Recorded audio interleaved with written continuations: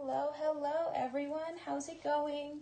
It is Rachel and I am back with another finance video. So learning a lot more about finance this past year has been incredibly rewarding and empowering, and hopefully it helps you guys and hopefully you guys find this useful. So today we are going to be talking all about budgeting. It's an incredibly important tool for getting your finances in order, even if you're barely making minimum wage or you're making a ton of money. Budgeting can be an important tool to understand where your money is going because every dollar has a job. And I know, budgeting can be a little intimidating at first, but once you get the hang of it, it starts to get a lot easier. And honestly, I've been starting to enjoy looking at my finances and getting everything put together. But first and foremost, let's keep in mind, this is going to look different for everyone, depending on your job, whether or not you're supporting yourself or whether you're supporting other people. If you live in a city, if you're a student, if you're working full-time, or what your priorities are. So it's going to look very, very different for everyone. So take that under consideration when you're watching this video.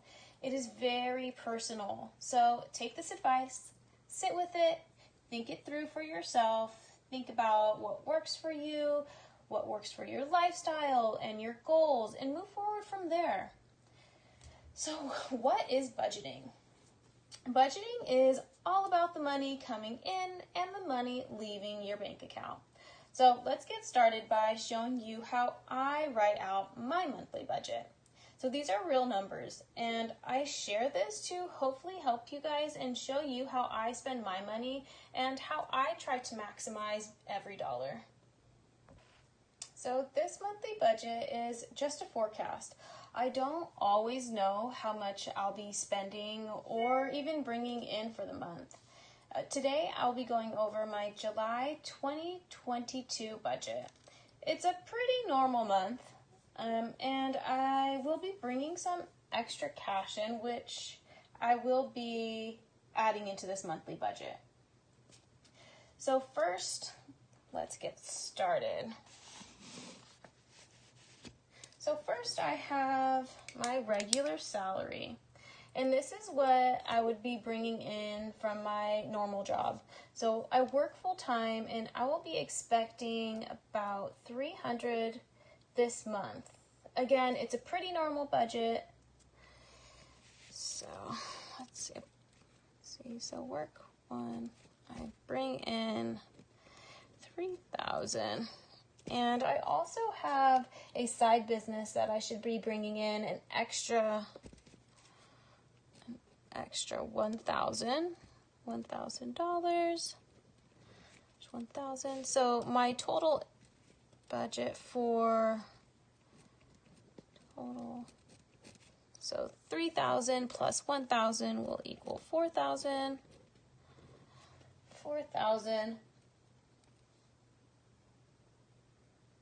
So I do also bring in I do also have a side hustle, but I will not be budgeting for this because it varies every month significantly. So for me, it's just an easier way for me to do it. So with that being said, this brings my total for the month of July to 4,000. This is what I'll be working with for this month. Now I will be going to my fixed expenses. So the first fixed expense I have would be my rent. So my rent each month is $1,500. This will be for August of 2022, August 1st. Next will be my cell phone bill. My cell phone is $70 for the month. I also have my car insurance.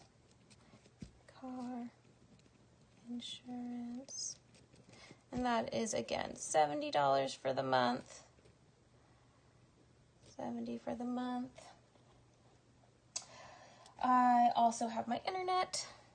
my internet. My internet is $60 each month. And I also have my electric bill. So July and August bills are typically on the higher side. It's usually hot out and we have the air condition running frequently. So I'm going to budget on the higher end just to make sure that I have enough. And plus, all the appliances are running on electricity, so it always varies on how frequently things are being used. So for my electric, I will budget for $1,010. Okay. And next would be my subscription. So I have a Netflix that comes out every month, which is $15. So my Netflix, that comes out each month for $15, as well as Hulu. My Hulu comes out every month, and that's $7. All right, so that brings my total. Let's calculate that. So 1,500 plus 70 plus 70. 60.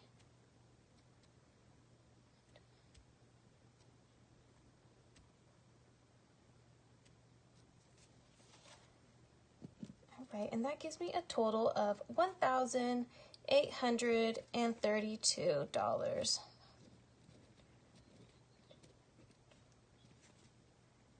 All right, and we will take that total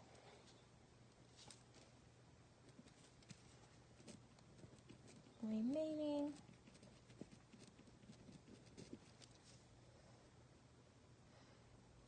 Okay, so we'll take that total. We'll take our total income for the month, 4,000 minus 1,832. So we have a remaining $2,168 to work with for the rest of our expenses. Now we will go to our variable expenses, which is right here. And variable expenses are the expenses that typically change each month. So they change from month to month. And it's just my spending. So let's get started with the first one. So my first variable expense will be gas. And I budget for, I've actually increased this budget this past month. So I'm going to budget for $250 for this month. And it's actually a lot more than I have had to in the past for this month. I live in California and gas prices have hit close to $7. And I work from home most of the time, so I'm sure for people that are driving in this area or drive for work would probably have to budget for even more. But that works well for me, or that's been working well for me. Next will be my groceries.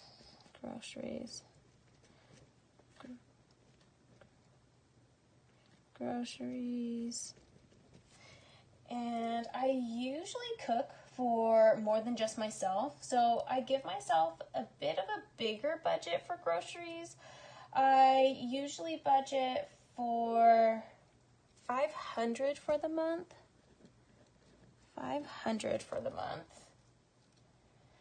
And next I give myself $100 for my personal allowance. So this is just my personal spending. This money I can spend however I want. I don't have to track this money, or it's not accounted for in any other way. It's just money I can spend however. Sometimes I even save it to purchase something that's a little bit more costly, or I also sometimes spend it on food or coffee, or sometimes I feel like getting a pedicure or a manicure one month. I would take it out of this expense as well. So I budget for my personal. I give myself $100. And next, I budget for my miscellaneous items. So this is anything that I may have missed or I haven't accounted for, and typically I never go over this. I keep it at 100, just my in case money. So it's nothing more, nothing less. It's just what it is. My last variable expense would be my dining out. So dine out. Dine out. I give myself a $50 budget. I very, very rarely eat out. I love cooking, so I typically cook at home or I eat the leftovers from the day before. So I never, ever go over budget, thankfully. So I just give myself a $50 budget, and it works really well for me. Let's see. So now we're going to gather all these numbers and see the total. So let's calculate. Be 250 plus 500 plus 100 plus 100 plus 50. So my total for my variable expenses will be $1,000. So remaining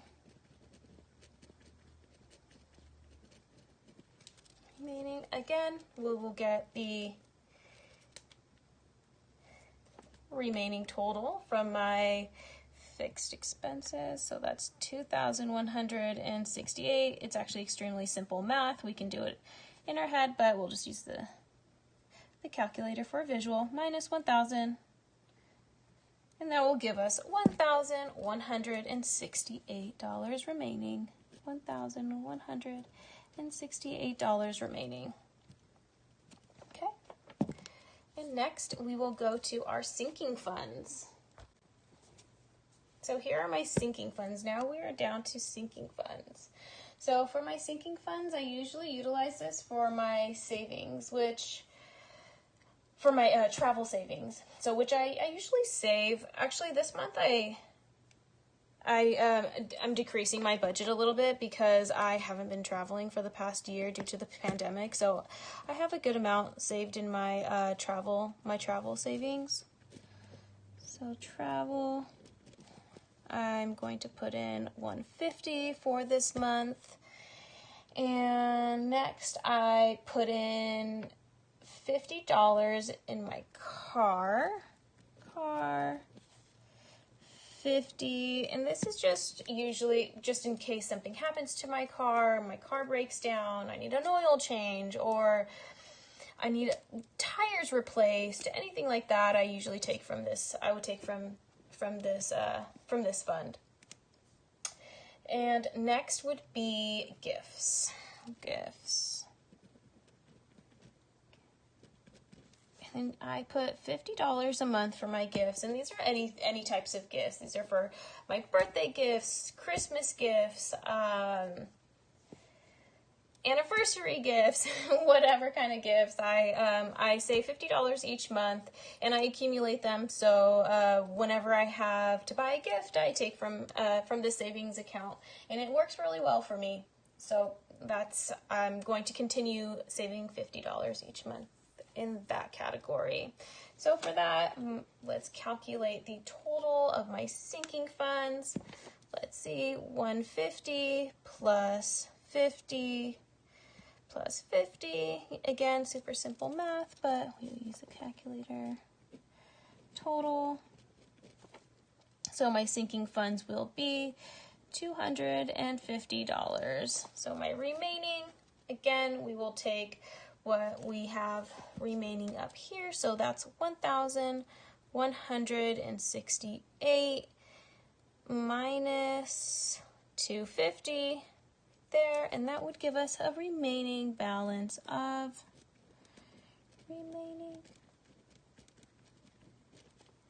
$918 remaining. Perfect. Okay, so for our last section, and this will be savings and investments. I set aside each month $500 for my investments. And this could be either my retirement or anything in any area I want to invest in. I take out from here, and I usually invest $500. So in investment 500. So $500 for my investments, and for my savings account,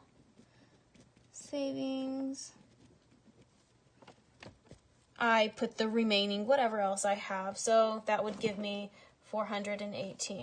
So 500 minus 918 minus 500, which equals $418, goes towards my savings account, which gives me total of $918, which gives me a remaining